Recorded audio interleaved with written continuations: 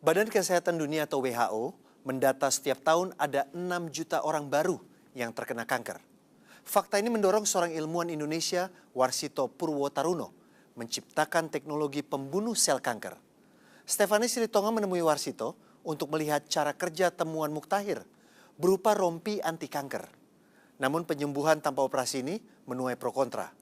Kementerian Kesehatan memutuskan temuan Warsito harus dievaluasi kembali. Di sisi lain, keputusan Kementerian Kesehatan menuai protes para pengguna rompi.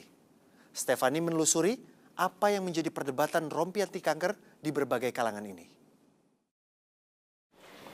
Nih, kalau itu nggak dibuat, setiap orang bisa mengatakan itu benar untuk sesuatu hasil klinis. Inilah sosok Warsito Purwotaruno, pria usia 50 tahun yang kontroversial karena temuan rompi anti kankernya. Jadi, daripada tidak dimanfaatkan, ya saya akan mencari di mana saja yang bisa memanfaatkan hasil penelitian itu. Ya, meski Warsito mengklaim pengguna rompinya sudah mencapai lebih dari 3.000 orang di tanah air, bahkan sudah dipakai warga Jepang, Jerman, dan Polandia, Kementerian Kesehatan menilai rompi anti kanker temuan Warsito masih harus dievaluasi. Suatu inovasi itu harus tanggapin secara positif, gitu ya.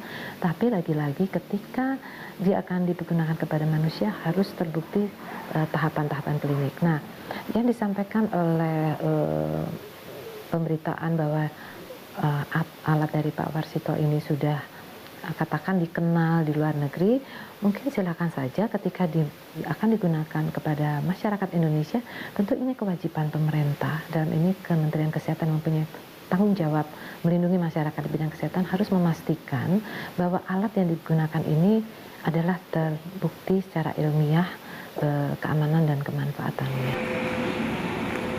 Di ruko inilah Warsito mengembangkan rompi anti kankernya dalam 12 tahun terakhir. Ruko bertingkat 2 di kawasan Alam Sutra ini dinamainya Pusat Riset Kanker. Melalui Badan Hukum PT Edward Technology, Warsito mengembangkan riset manfaat gelombang listrik untuk membunuh sel kanker dalam tubuh manusia.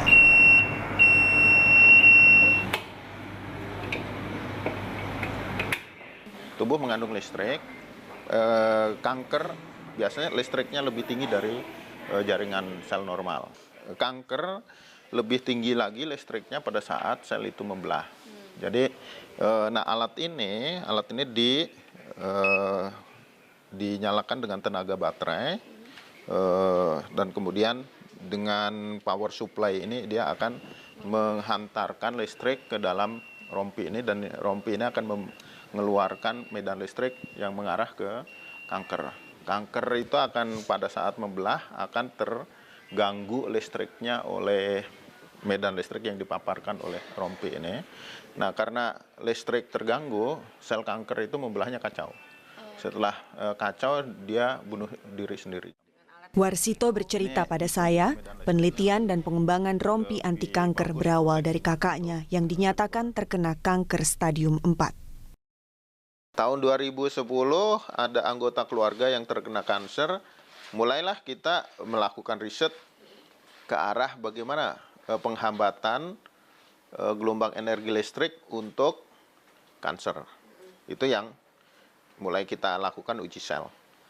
Nah, dari hasil uji sel kok sepertinya bagus. Itu yang kemudian langsung karena kondisi anggota keluarga yang terkena itu sudah cukup parah, masuk stadium 4 dan ini harus ditangani segera.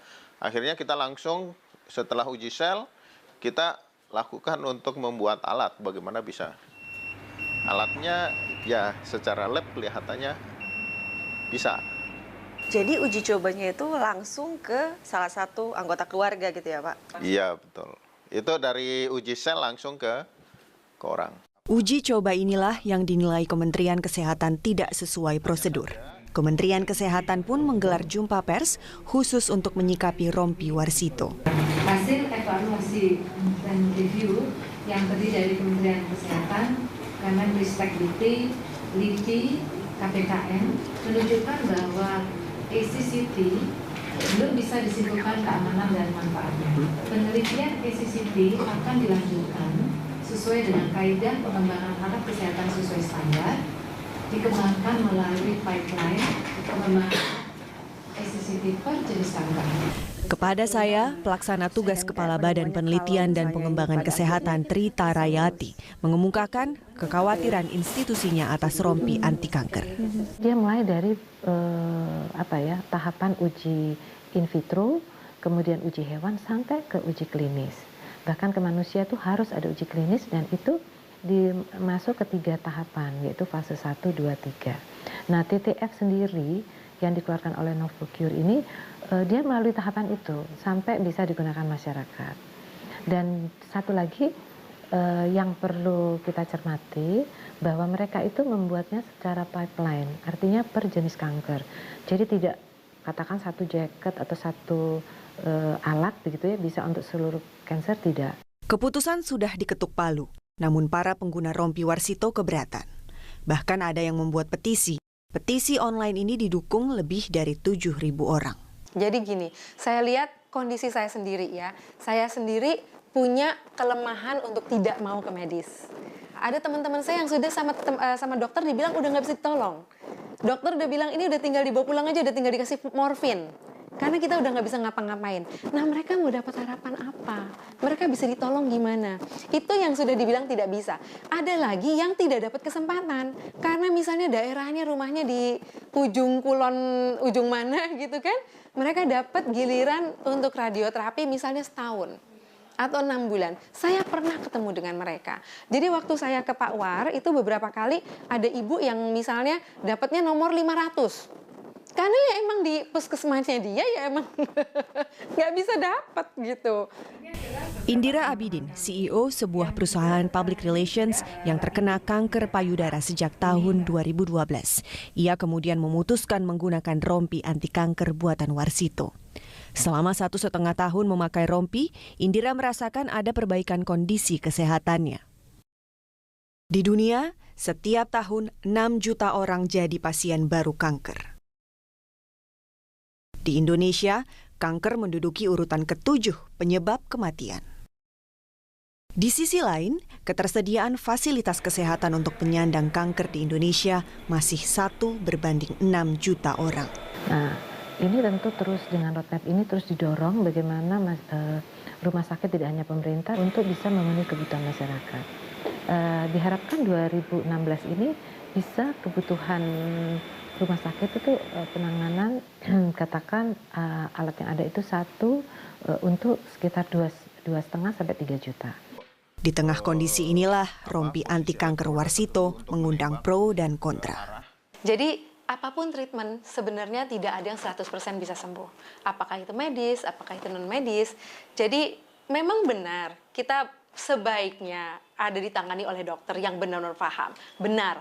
Tapi kalau memang dokter sudah mentok, dokter sudah bilang tidak ada harapan, atau kita tidak bisa punya kesempatan untuk dapat dokter, karena layanan infrastrukturnya juga terbatas, bebaskanlah kami untuk berikhtiar yang lain. Direktur Utama Rumah Sakit Kanker Darmais yang juga merupakan pusat kanker nasional memiliki pandangan tersendiri atas kontroversi rompi Warsito. Jadi apa yang dilakukan oleh Warsito, temuannya ini sudah dibuktikan kepada orang itu, dan beberapa orang lainnya juga berhasil menggunakan itu juga tetap masih belum bisa dikatakan berhasil di dunia medis. Setiap alat baru yang akan digunakan di dalam pengobatan atau terapi pada manusia khususnya, maka itu harus mengikuti prosedur-prosedur di mana ada uji yang disebut sebagai uji preklinik. Uji preklinik itu terdiri atas uji desain, bagaimana desainnya, keamanannya, uji prototipe, kemudian baru diujikan pada binatang, kemudian pada manusia. Karena sangat tidak elok dan sangat bertentangan dengan kaidah-kaidah kedokteran dan bertentangan dengan kaidah-kaidah etika penelitian kedokteran kalau suatu alat yang baru langsung diterapkan pada manusia. Kementerian Kesehatan sebetulnya telah mengambil sikap mengevaluasi kembali sambil ikut bersama dalam proyek riset lanjutan rompi anti kanker Warsito. Namun rupanya ini belum membuat lega sang penemu rompi. Tanggapan Bapak dengan evaluasi yang dikeluarkan oleh Kemenkes seperti apa? Makanya kita menulis surat ke Kementerian Kesehatan dan ID. Supaya ini bagaimana nih cara jalan keluarnya.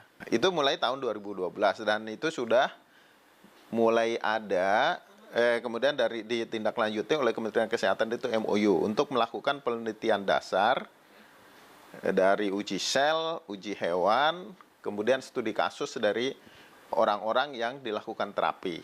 Dan itu keluar ethical clearance juga untuk itu. Nah, sekarang memang di Kementerian Kesehatan sendiri MOU itu tidak jalan dengan baik. Sampai sekarang belum ada PKS-nya, perjanjian kerjasamanya, sehingga tidak bisa ditindaklanjuti. Tetapi saya kira ini juga karena permasalahan aturan yang ada di Indonesia itu banyak yang tidak belum ada gitu ya. Seperti misalkan kalau kita kerjasama kan dengan dari atas dasar MOU itu kerjasama dengan Litbang Kesehatan.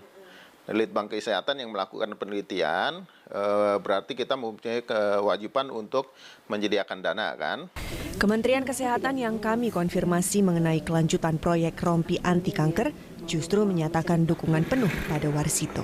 Kami terus terang, Kementerian Kesehatan ini sangat ingin bahwa alat dari Pak Warsito ini tentu kita ingin lebih cepat bisa terbukti secara ilmiah keamanan dan kemanfaatannya. Kita sepakati bahwa nanti kita akan mempercepat proses untuk uji klinis Pak Warsito ini dan kita harapkan pada akhir tahun ini bisa selesai uji in vitro ini dan uji hewan, sehingga kalau memang hasilnya baik kita bisa masuk pada uji klinis dan itu mulai akan diterapkan di rumah sakit yang ditentukan. Akhir tahun 2016 menjadi target kembalinya Rompi Anti Kanker sebagai alternatif pengobatan publik. Target yang perlu terus didukung agar terlaksana tepat waktu di tengah kebutuhan yang sudah begitu mendesak. Bukalah kesempatan untuk sebanyak-banyaknya layanan-layanan, apakah itu komplementer atau alternatif yang diawasi atau misalnya disertifikasi. Sehingga tetap aman, ada pengawasan dari dokternya, tapi belum tentu ada di sini. Sehingga akhirnya bisa terlayani semuanya.